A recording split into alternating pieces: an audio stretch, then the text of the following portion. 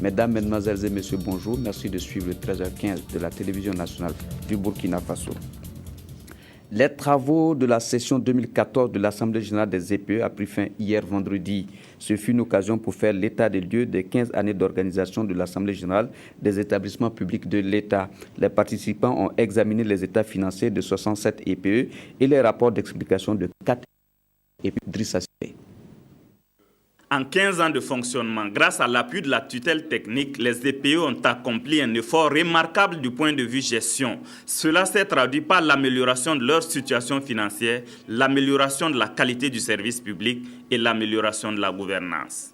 Cette 15e session, qui est une étape charnière, a reconnu le mérite des administrateurs tout en leur demandant de poursuivre sur la voie de la consolidation des performances malgré le contexte difficile dans lequel évoluent les EPE. L'Assemblée générale a félicité l'ensemble des EPE appelés à cette session et les a exhortés à toujours améliorer leur gestion. Comme le disait le philosophe Sénèque, là où il n'y a pas d'amélioration, s'annonce le déclin.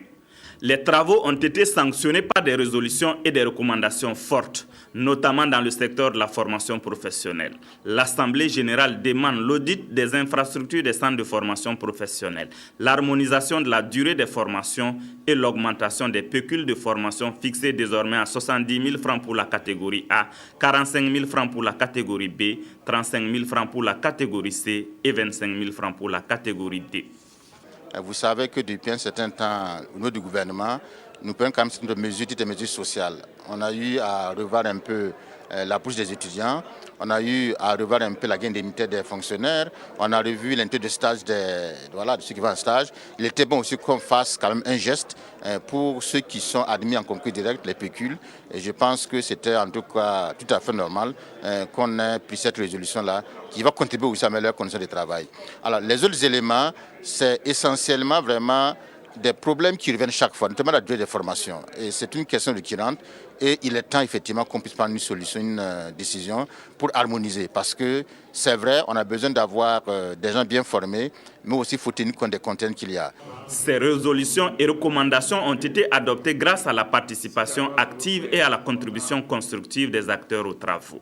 Le chef du gouvernement qui attache du prix à leur mise en œuvre effective, gage de l'accroissement des performances des EPE pour des résultats encore plus probants, encourage les responsables des EPE à cultiver l'excellence. Rendez-vous est pris du 2 au 4 juillet 2015 pour la 16e session de l'Assemblée générale des EPE.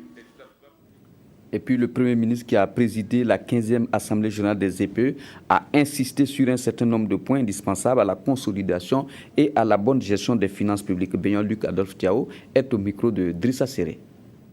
Je voudrais particulièrement insister sur les points suivants.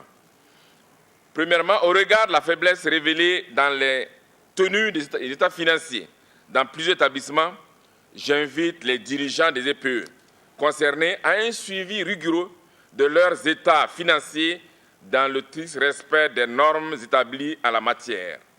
Dans ce sens, les recommandations formulées par les différents corps de contrôle doivent être impérativement mises en œuvre. Par ailleurs, j'exhorte tous les établissements et les ministères de tutelle à parachever la mise en œuvre des recommandations spécifiques formulées à leur endroit lors de la 14e session de l'Assemblée générale des EPE. 2. Compte tenu des problèmes récurrents que rencontrent nos écoles de formation professionnelle, j'invite les dirigeants de ces écoles à diligenter des audits pour mieux diagnostiquer les principaux problèmes et apporter les solutions appropriées. 3. J'encourage les 31 EPE qui n'ont pas encore finalisé leur plan de développement stratégique pluriannuel à le faire d'ici la prochaine Assemblée générale. C'est un outil indispensable pour une bonne gestion prévisionnelle planifiée et rationnelle. 4. J'invite le ministre de la fonction publique, du Travail et de la Sécurité sociale à veiller à la tenue de la première conférence annuelle sur la gestion des personnels des EPE et à soumettre un rapport sur l'état d'exécution des mesures qui en résulteront à la prochaine Assemblée générale. En synergie avec les tutelles techniques des établissements de formation professionnelle, d'explorer les solutions aux problèmes d'harmonisation des délais de formation et de manque d'enseignants permanents. 5. J'encourage le ministre de l'Économie et des Finances a diligenté et conduit la tenue des ateliers bilan et de partage d'expériences sur la mutualisation des compétences et la procédure d'équipement des établissements de santé. J'invite le ministre de la Santé à approfondir la réflexion en vue d'accélérer la satisfaction progressive des besoins de spécialistes dans les établissements de santé. J'invite le ministre de la Fonction publique, du Travail et de la Sécurité sociale et le ministre de l'Économie et des Finances à réfléchir à la problématique des ressources humaines dans les secteurs spécifiques afin de faire face aux importants départs qui affectent le fonctionnement de certains EPE. J'engage tous les établissements qui traînent d'importantes dettes, notamment sociales, devenues structurelles, à mener la réflexion en rapport avec leur tutelle aux fins de convenir d'un plan d'appurement. Et puis, à l'issue de cette Assemblée générale, quelques responsables des PE font le bilan des 48 heures de travaux. Ils sont au micro de Drissa Séré. La grande majorité a présenté des bilans positifs. Ce qui veut dire que c'est quand même une bonne chose que la qualité totale de nos EPE là, puisse pouvoir dégager des bilans positifs, ce qui prouve qu'il y a une certaine gestion rigoureuse qui s'est faite au sein de ces entreprises. Les recommandations que l'Assemblée a, c'est bien sûr de poursuivre un peu dans ce sens-là, dans ce cadre de la bonne gestion, afin de rendre beaucoup plus solides nos entreprises et ne pas perdre de vue que c'est lorsqu'on produit des résultats qu'on peut également aussi contribuer au développement du pays. Concernant l'ONI, effectivement a présenté un bilan qui par rapport aux années passées en tout cas a connu une progression positive assez intéressante. L'Assemblée a apprécié positivement l'évolution de ces chiffres-là depuis les années passées et qui ont permis effectivement de, en tout cas, remettre en selle l'Office national d'identification sur la bonne voie. Il y a eu des EPE qui ont bien travaillé, il y a eu des EPE qui ont moins bien travaillé, il y a eu des EPE qui ont eu des rapports d'explication. Je crois que c'est l'occasion aussi pour tous les EPE de prendre conscience qu'il faut s'améliorer. L'École nationale de santé publique, c'est la seule structure publique qui forme le personnel de santé paramédical et sage-femme. Et nous tenons à rester leaders dans la formation de ce personnel. Et nous tenons à rester un centre de référence pour la formation de ce personnel. C'est pourquoi nous avons eu l'appui des différents ministres et même du Premier ministre. En ce qui concerne le fonds d'entretien routier du Burkina, qui est quand même un EPE qui a bénéficié des dérogations, nous tenons une comptabilité privée.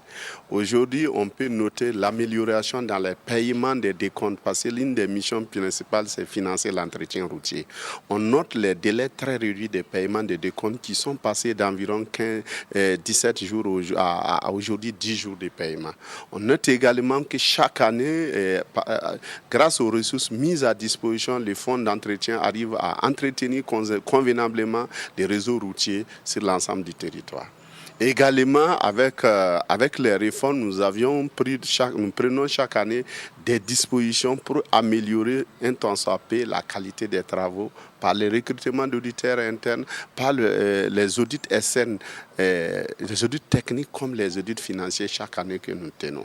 Donc, sans doute, avec l'accompagnement des ministères techniques, le ministère des infrastructures, avec l'accompagnement du ministère des Finances, chaque année, l'État investit vraiment des ressources assez importantes dans la gestion du réseau routier de notre pays.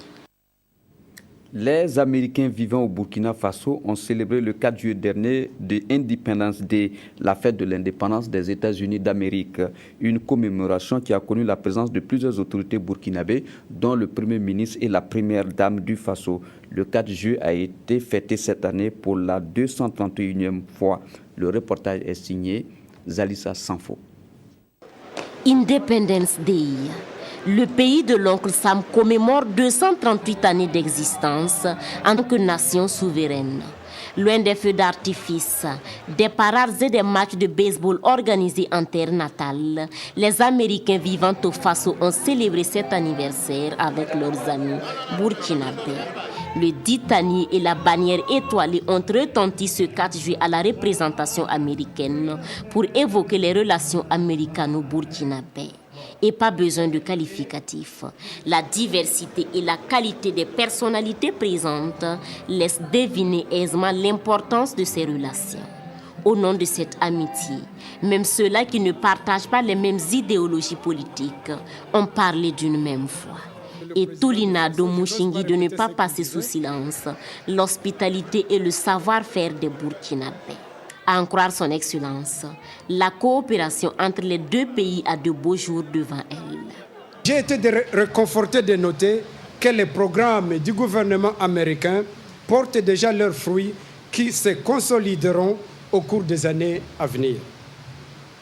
C'est pour cette raison que j'ai le grand plaisir de vous annoncer que très prochainement, nous aurons le lancement officiel de nouveaux programmes de résilience de l'USAID avec des interventions dans les domaines de l'eau et l'assainissement, de la santé et la nutrition, ainsi que la bonne gouvernance.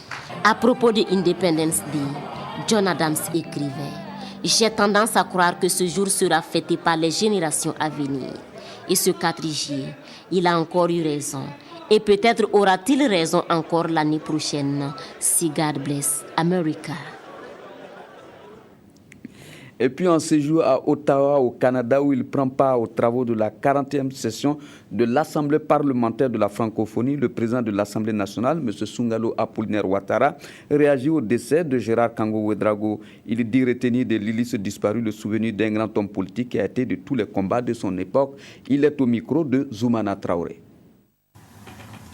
C'est avec une profonde consternation que j'ai appris la nouvelle du décès de l'ancien Premier ministre, l'ancien président de l'Assemblée nationale, Gérard Kango Ouédraogo. En ces moments difficiles que nous impose la vie, je voudrais témoigner toute ma compassion à la famille éplorée. De Gérard Kango Ouédraogo, je garde le souvenir d'un grand homme politique engagé pour l'émancipation, la liberté et pour la démocratie.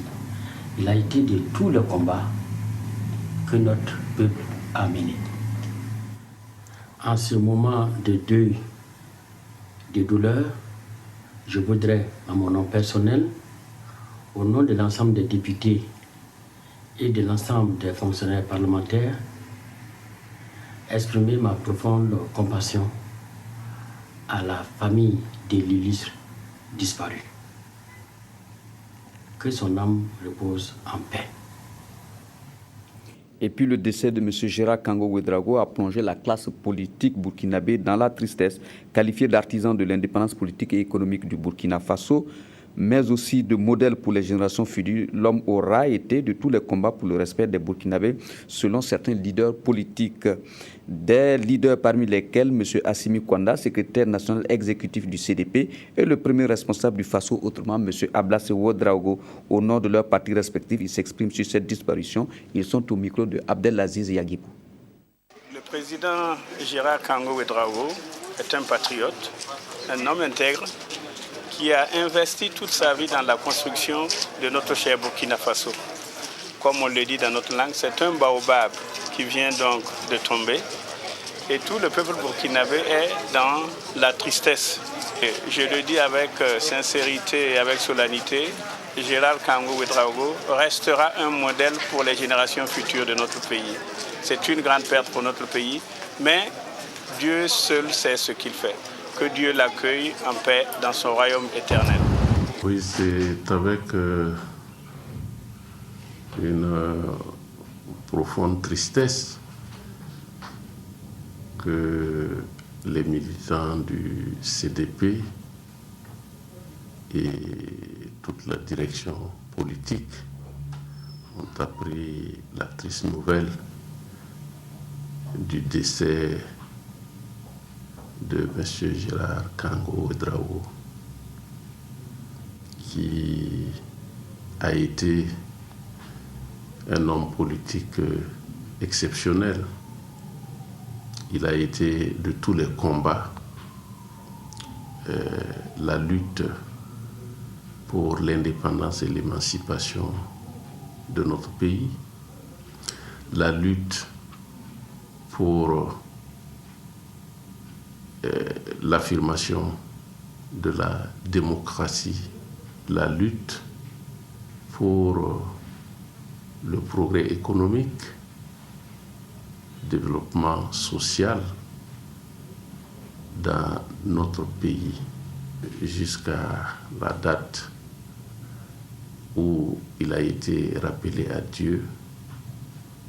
Il était président, membre d'honneur de l'ADF-RDA. Et l'ADF-RDA, naturellement, est un parti qui, avec le CDP, entretient d'excellentes relations dans le sens d'œuvrer à la mise en œuvre du programme présidentiel, ce qui fait que le CDP est très touché et réitère vraiment ses condoléances à l'ADF-RDA, à la famille Ouedraogo, à l'ensemble des militants de ce parti et à l'ensemble du peuple burkinabé. Les députés membres de la Commission des affaires générales institutionnelles et des droits humains ont entamé le 30 juin une mission d'information sur le travail des enfants sur le site aurifère. La mission effectuée dans les provinces du Yatenga, du Passoré et du Bam ont permis aux parlementaires de toucher du doigt l'ampleur du phénomène. Le constat sur les sites de Sodin et de Tiba dans le Yatenga avec Kwame Bama et Sylvain Vebamba. C'est par le site d'orpaillage de Sodin que les députés membres de la commission dite des lois, la KJDH, ont entamé leur visite de terrain pour cerner la problématique du travail des enfants sur les sites aurifères. Sodin, un site d'environ 10 000 âmes où se pratique l'ensemble des secteurs d'activité liés à l'orpaillage. À Tiba, dans la commune de Séguénéga, autre site, autre réalité. Aux abords d'une carrière abandonnée par une société minière de la place, des orpailleurs s'adonnent toujours à leur activité en ce premier jour de fermeture des sites. Dans tous les cas, le constat est établi, la présence des enfants sur les sites aurifères. Nous creusons et c'est pour moi qu'on est en train de broyer un demi-sac de ciment. Pendant les congés ou les vacances, je rentre dans la bourse et je crée de l'or. C'est pénible, mais si tu gagnes l'argent, c'est vraiment bien. Un phénomène auquel semblent assister impuissants, parents et autorités locales qui ont été associés à la visite à travers des échanges. On souhaite que les élèves retournent dans les classes. Si l'âge n'est pas arrivé à travailler, il faut aller à l'école. C'est un phénomène réel pour lequel on n'a pas de statistiques, mais pour le moment, nous ne faisons que faire des sensibilisations avec les acteurs de l'enseignement, avec l'espoir que ça va donner. Une situation regrettable pour les membres de la délégation parlementaire. Toutefois, la complexité du phénomène impose des solutions concertées. Voyons les enfants de 7 ans, de 8 ans jusqu'à 16, ça veut dire qu'ils ne vont plus à l'école et c'est un manque à gagner pour le pays parce que quand ils seront adultes, qu'est-ce qu'ils vont faire? Au-delà de la désolation, c'est plutôt un cri d'espoir parce que nous, en tant que parlementaires, nous sommes mieux outillés, mieux sensibilisés pour défendre, bien sûr, c'est un projet de loi. Nous avons vu beaucoup d'enfants. Je crois que c'est la grande majorité. On peut les évaluer à près de plus de 50%. Donc j'estime que ce site-là est un cas qui nous montre effectivement que nous avons eu raison de sortir. Cette mission d'information s'est poursuivie sur d'autres sites situés dans les provinces du Passoré et du Bam avec d'autres réalités. Et justement, à propos de ce sujet délicat, un projet de lutte contre les violences faites aux enfants est né. Ce projet concerne 4 provinces de notre pays. Il va permettre de renforcer les mécanismes de prévention et de détection des violences faites aux enfants. Le projet est financé par l'Union européenne. Le reportage porte-à-griffe de Lazare Pouya. L'ampleur du phénomène de la violence à l'égard des enfants, sa gravité, son impact sur le développement de l'enfant peint ici à travers ce sketch traduit la réalité du moment. Pour les acteurs de développement, la lutte contre les violences faites aux enfants constitue une des priorités. Et c'est dans cette optique que l'ONG Terre des Hommes Lausanne, avec l'appui financier de l'Union européenne, veut accompagner et soutenir le Burkina Faso dans sa volonté de lutter contre toutes les formes de violence faites aux enfants. Cette manifestation s'est traduite par le lancement du projet Lutte contre les violences envers les enfants au Burkina Faso. Il s'agissait vraiment de se réunir avec les principaux acteurs pour venir encore accompagner, renforcer l'accompagnement du gouvernement burkinabé. Prévu pour durer 3 ans, ce projet sera exécuté par 4 autres partenaires dans 4 provinces du Burkina, à savoir les provinces du Kadiogo, du Houé, du Ganzourgou et du Sénou. Le projet va s'exécuter à travers, par exemple, l'appui au fonctionnement du numéro vert, qui est un numéro qui permet de dénoncer les cas de violation des droits de l'enfant. Et s'exécuter aussi à travers la mise en place et le fonctionnement des réseaux de protection de l'enfant dans les régions. La mise en œuvre de ce projet repose sur 4 axes d'intervention. La protection collective, la protection individuelle, le renforcement des mécanismes de protection et le plaidoyer en direction des autres partenaires de la protection de l'enfance et des décideurs. Mais pour l'heure, la vigilance doit être de mise avec un numéro vert, le 116, pour les dénonciations. Et puis le Fonds national d'appui aux travailleurs déflattés et retraités et le centre de gestion agréé main dans la main pour assister les travailleurs déflattés et les retraités dans le montage de dossiers de projets. Les 2 structures viennent de signer un protocole d'accord de partenariat dans ce sens. Une signature de convention qui intervient dans la dynamique des journées portes ouvertes débutées le 3 juillet. Reportage signé Ernest Kambiré. À travers la signature de ce protocole d'accord de partenariat, le public cible du Fonds national d'appui aux travailleurs déflattés et retraités FONADER va bénéficier désormais de l'accompagnement du centre de gestion agréé du ministère de l'Industrie, du Commerce et de l'Artisanat en technique de montage de projets et dans la transition du secteur informel au formel. Il s'agit pour le FONADER d'une part de vraiment bénéficier des prestations du centre de gestion agréé au profit de ses bénéficiaires, de ses retraités déflattés. Et de quoi s'agit-il exactement? C'est d'accompagner nos promoteurs dans les techniques de montage de dossiers, parce que cela est revenu à plusieurs fois comme difficulté au niveau de nos promoteurs. Par ailleurs, pour nos promoteurs qui n'ont pas vraiment les capacités de suivre leurs activités, notamment les questions financières et comptables et le fiscal, le CGA aussi va les accompagner pour effectivement mettre en œuvre toutes ces actions-là au profit de la rentabilité de leurs activités. Faire en sorte que tout promoteur ayant bénéficié du fonds ait un bon suivi de son micro-projet, le FONADER comble ainsi un déficit en matière d'assistance à son public. Un public cible qui, à l'occasion, a pu visiter les locaux du FONADER et un échantillon des projets et réalisations des anciens bénéficiaires du fonds.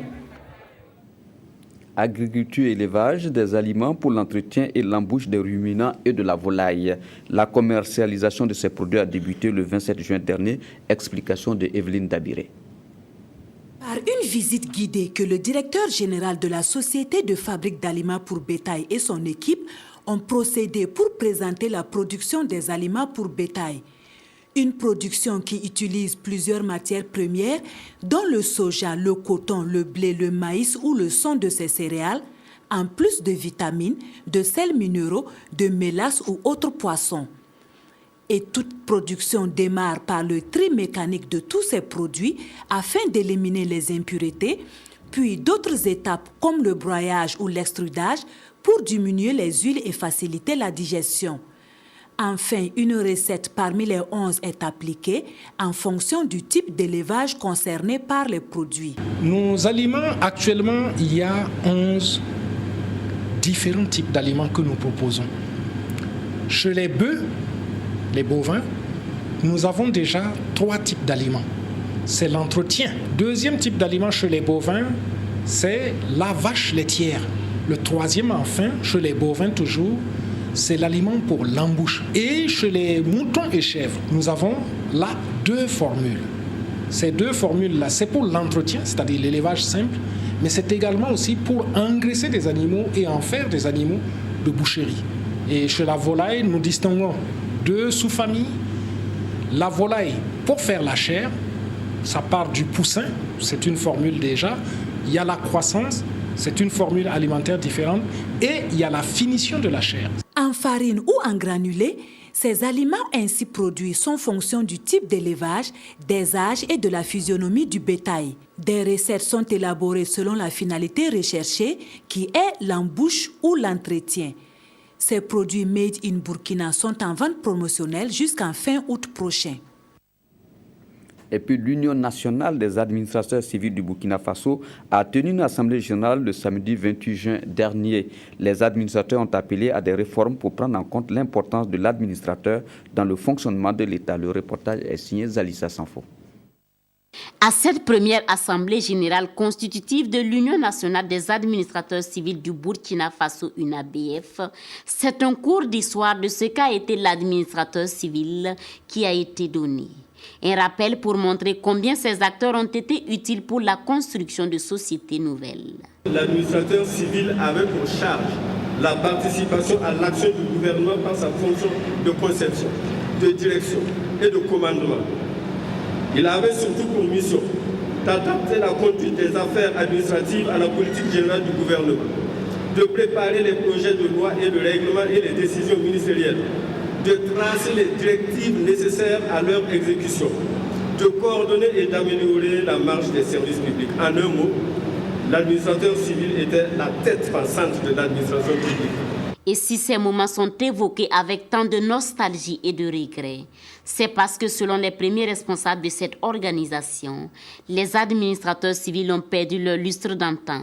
Ils sont devenus des acteurs de second plan et même traités parfois d'inutiles.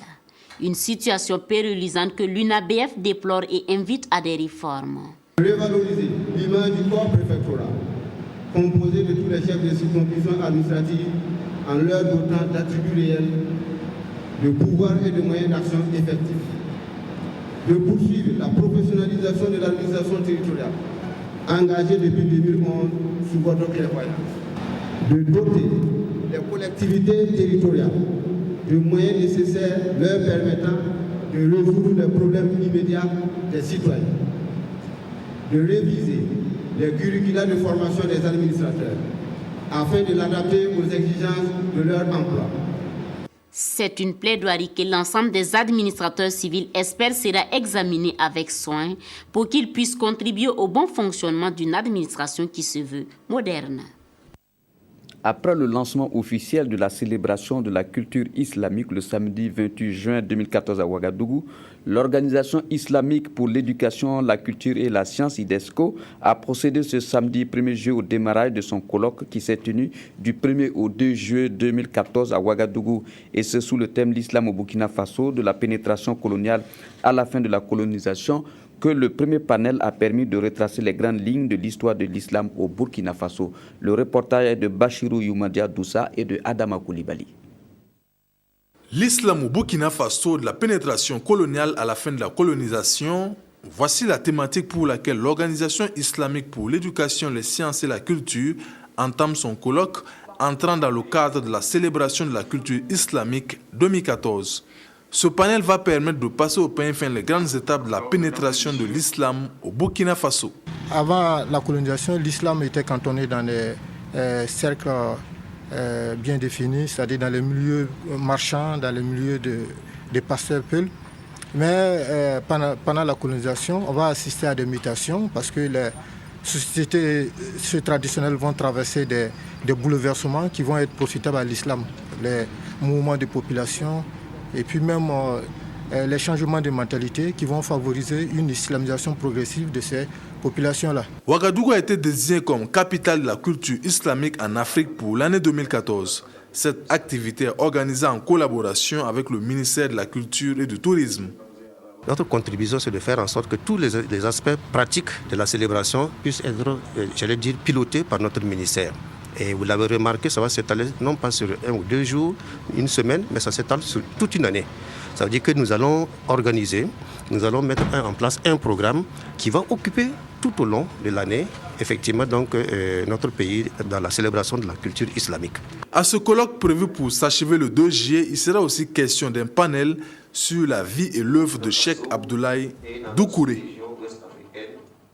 Coupe du monde Brésil 2014, l'Allemagne et le Brésil sont les premiers pays qualifiés pour les demi-finales. Hier vendredi, la France et la Colombie sont tombés au Maracana et à Fortaleza sur le score de 1-0 et de 2-1. Donc, voilà, ainsi se referme votre journal. Merci de l'avoir suivi. Je vous retrouve demain à 13h15 pour d'autres informations. Merci, au revoir, bon week-end à vous et puis à demain.